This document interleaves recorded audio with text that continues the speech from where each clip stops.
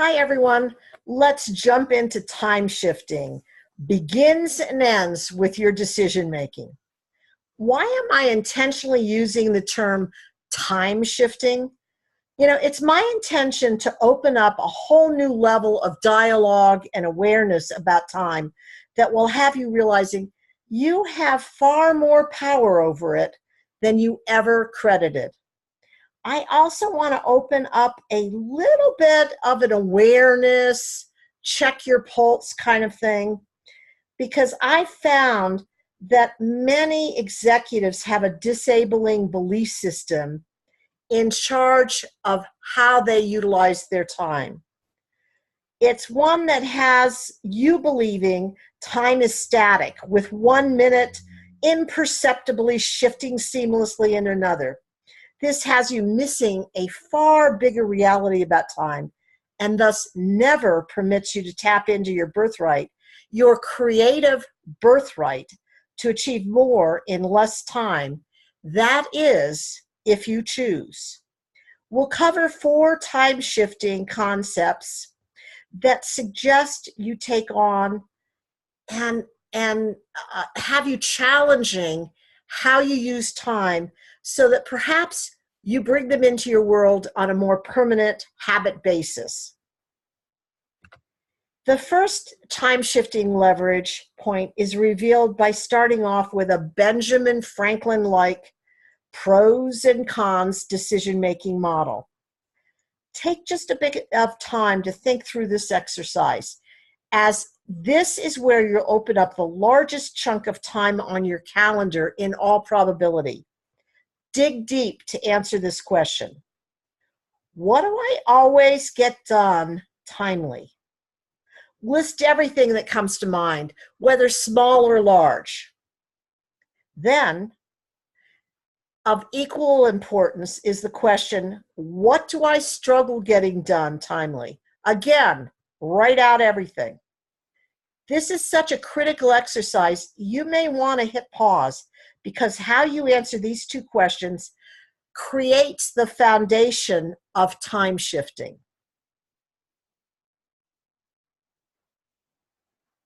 So did you hit pause? And have you completed the exercise? I hope you did. I clearly and distinctly remember the aha that hit me smack dab between the eyes when I did this exercise myself. I completed the assignment as honestly and as accurately as I could. The aha hit me when I reviewed and assessed my answers. What struck me was that everything under the working section listed tasks I liked or feel good about doing, or won me external rewards and praise and promotions. And conversely, under not working were the projects I didn't excel at nor enjoy doing. And in truthfulness, I often didn't feel very confident performing them. Aha! That means when I'm saying I don't have enough time to yada, yada, yada, the reality is I'm choosing every single moment of every day what I'm focusing on, because the reality is that everything documented under both working and not working was and is on my to-do list as part of my job responsibility. So I was choosing what I focused on and when. My learning: stop functioning as a victim, Nancy, and instead choose to take responsibility for every moment of every day. This is one example of time shifting and empowering yourself rather than living a disempowered work life. Wow. I never realized how much influence I actually had over my calendar, nor was I taking advantage of it to leverage the future of my career or business or projects. I can't tell you how critical realizing the flexibility your schedule offers is for your future success. Why don't you try imagining what you can accomplish and who you can be once you take on this attitude. It's huge. I get it. We often feel everyone else controls our time.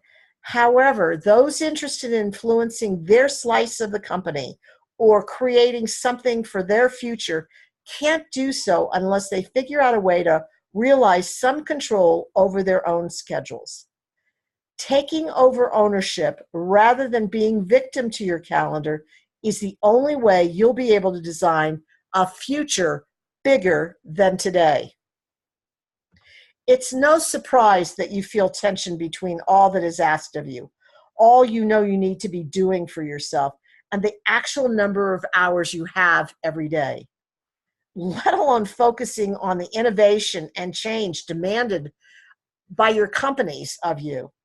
Just look at the research.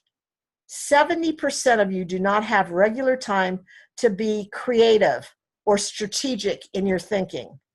And you wonder why you're not moving your career forward when, according to IBM studies of CEOs globally, one of the top qualifiers they're looking for from executives is innovation.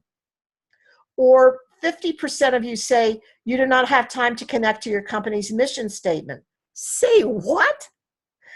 That's what you're being judged on. That's what your company is looking for from their workforce. They want executives to understand how to push the corporate mission forward to improve profitability, to bring in new products or new services, to make the company better. And 48% of you say you do not have opportunities for learning and growing. You know, one of the ahas that I'm hoping you realize is you have time to take responsibility for your own growth and your career and your life.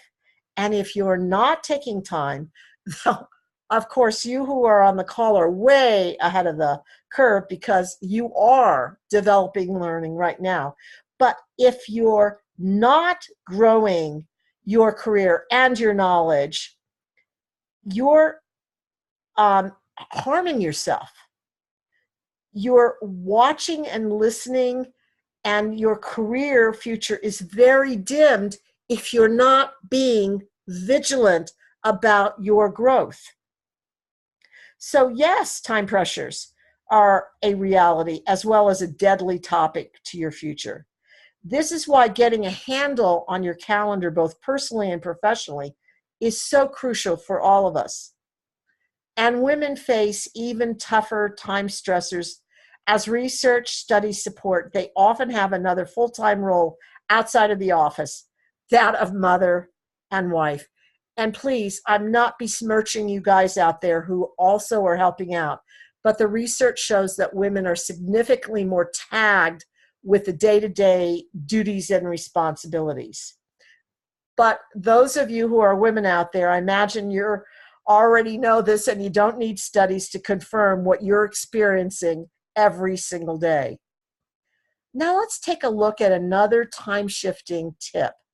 But before we do, take a moment to think about a project you were working on in an area you considered your strengths, and also one that energized you. Didn't 3 hours feel as though 3 minutes was passing? Research from Gallup reveals that when you are working in areas that are your strengths, you are almost 8% more productive. How do you identify your strengths? There is one assessment instrument entitled Strength Scope, which reveals your strengths as well as identifies what energizes you. I am certified in this instrument, so if you're interested in learning more, reach out to me. I'd love to hear from you. But there are also some down and dirty ways you can get in touch with your strengths. Watch out. I'm going to hit you with them in a fast and furious manner, so hang on to your hats. Look at the aspects of business where you have a natural aptitude and you find intriguing and fun. Check your pulse to uncover what excites you. What do you do effortlessly that is often difficult for everyone else around you? You are unique. Recognize and acknowledge where your special gifts show up and use them. What do people ask you to help them with? Ask well-respected peers what he or she sees as your strengths or sweet spots. It's very insightful. Name what you would be willing to do for free because it energizes you. Of course, we'll all keep this mum. We won't say anything to your company about it. It's our little secret. This is an important question, however. As I reread and learn from the biographies of those who have accomplished big things in the world, they have fun doing it and never went into it to make big bucks. Pay was secondary. Ironically, they often ended up making a lot of money for work they have fun doing and love. Don't stop there. Keep exploring. Keep trying new things. You may discover a strength you never knew you had. That's called growth. And please never forget to touch base with your boss to see what you bring to the table that your boss appreciates. You may gain insights that you never knew before. Let's explore 3 additional tools which will offer you leverage opportunities to make a difference in how you use time. I use the Pareto principle every day. The reality is, many of us, simply because it has a due date on it, make projects more critical than every other one on your stack. This priority is the kiss of death. It's a kiss of death to you who are interested in growing your career and becoming an influencer. The truth of the matter is that many of you are spending a lot of time working on activities that produce very little results for your career or your company. Pareto believed everyone spends 80% of their time working in areas that produce 20% of their work results. That is until they understand the Pareto principle. If you simply shift your focus to lean more into the work that produces 80% of your results and touch that work as often and as frequently as you can, you will be seen as the future of your company. Because as long as you're mired in the detailability or false timelines of your work exclusively, you're not revealing your strategic abilities, which are the very thing companies as well as entrepreneurial organizations need. Start looking at every project, both professionally and personally, not simply as a check each individual to-do item off your list, rather as an opportunity to reveal your strategic thinking and what is vital to you and your company as you check off first the projects that will produce the highest value results. Isn't that a different way of looking at your workload? Of course, you do have to communicate to your boss or your family that you're working on Project X because it has a bigger position or positive hit for the company or your family than Project A. Then you have to say, are you in agreement with this priority? In a business setting, this is recognizing hierarchical authority while simultaneously demonstrating strategic leadership thinking. In your personal life and in the personal setting, it is keeping open channels of communication, which is really good. Next, I'd like to look at the Stephen Covey model. It's brilliant and it's well tested. You may already have been introduced to this model, but in my mind, it never hurts to revisit a golden tool of wisdom. When I'm working with clients, it becomes clear pretty quickly who is drowning and overloaded and can't get their head above the piles of work on their desk, and those who have learned to prioritize their workload based on what produces the biggest leverage and utilization of time. Most spend much of their time on quadrant 1, which often is everyone else's crisis, but should not necessarily be yours. What Covey is saying is if you intend to groom your career, the more often you spend time in quadrant 2, which may be counterintuitive to you because quadrant 2 is not urgent, although it is important. It is where you spend time strategizing.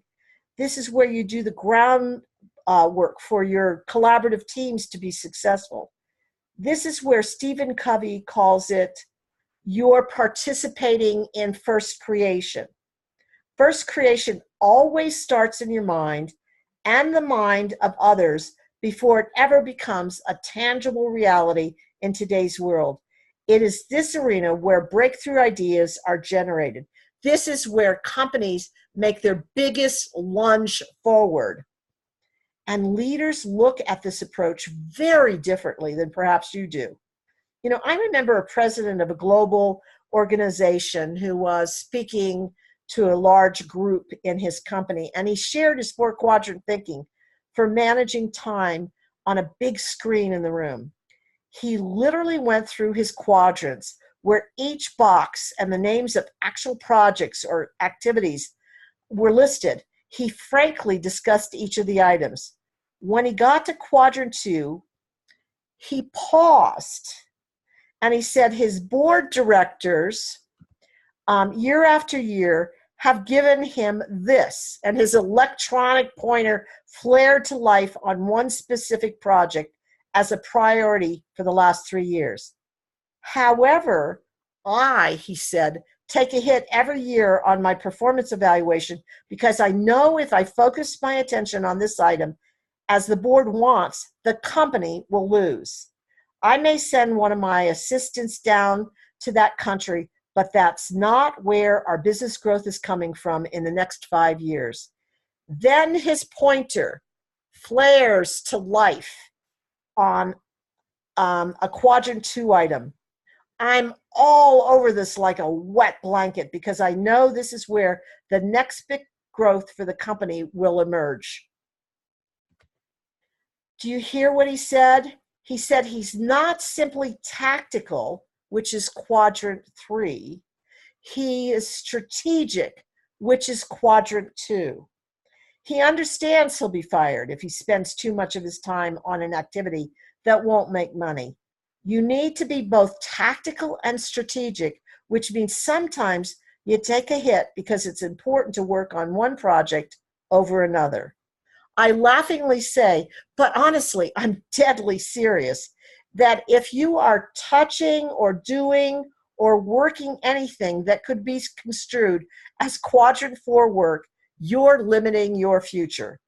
And if you remember the statistics on strengths from the Gallup research, you'll be part of the 47% club where you're always limiting the time spent on what you do best and bringing the biggest bang to your company. Now let's look at the next. Okay. I know you're probably saying, Nancy, where has your mind gone? Why statistics from a Walmart-like store? I'm a professional. Well, I hope you know me by now. This is good, or I wouldn't be bringing it up. Based upon the chart, this clerk measured how long it took to deliver goods and take out the trash and clean up the store floors. Really very menial, mentally diminishing tasks compared to what all of you do every single solitary hour of every day. Just look at the first column and then look at the second column. Big difference, isn't there? Wouldn't you like to have over 2.5 extra hours every day? And the only way the clerk got this extra hours is by first doing the hard tasks, followed by enjoyable ones. Wow, that's a magical time-shifting concept. Can you even grasp how many hours you're losing every day with the far more complex and sophisticated tasks you're charged with performing daily as you check one to-do item of your list off with little strategic thought? Or even worse, what if you start your day off with activities that are easy and you enjoy doing? What a huge opportunity to slip into a time-suck vortex of your own making. Are you willing to take on the hard task the moment you walk in the door? How about trying it out on a 30-day tryout? See what changes happen to your workflow. Now, all of you know I'm an overachiever. I always intend to give more than I promise. So I'm giving you a fifth idea. If you really want to produce more in less time, take a break every 90 minutes because you gain 30% higher level of focus and 50% greater capacity to think creatively and 46% higher level of health. Not a bad return on your time investment, is it? All the self-analysis in the world and all of the ahas and all of the energy you've spent going through each strategic time shifting module does no good if it turns out you permit yourself to be one of the 58% of workers who say there are significant gaps between what they say is important in their life and how they actually live. Part of the reason people so rarely keep promises to themselves is that they make rash commitments. Something sounds good and they're energized by it and they're on it, but it isn't strategic enough for your career journey or to create a fabulous life for yourself. So before taking on a commitment that you don't complete, which actually leaves you thinking less of yourself and draining your power foundation, ask yourself 2 questions. Dig into who you are and what you want and the goals you have set for yourself. Once you've identified the gap between where you are and where you intend to go, ask yourself, what are you absolutely willing to do to achieve your intended career goals? And then ask the next question. Is there anything you're unwilling to do to achieve your goals? If what you're unwilling to do is integral to who you are and in sync with your integrity, then you have your answer. Now re-examine your list of goals. Do you need to scratch some of them from your list? This is a key step. Do you recognize the debilitating loss of self-respect and energy you experience when you make commitments that are not in integrity with you or where you're intending to go? But before you scratch anything off your list, you also want to make sure that fear isn't getting in the way of your future. You know, false evidence as reality, which is a sure way to hold yourself small and never prepare yourself for the big game of your future. Only you can determine the answers. So really take a pulse check on yourself and then bring urgency to your goals or nothing will occur. You know, I bet you've discovered some effective time shifting ideas. Please remember you can reach out to me through email or by phone anytime. Much success to you always.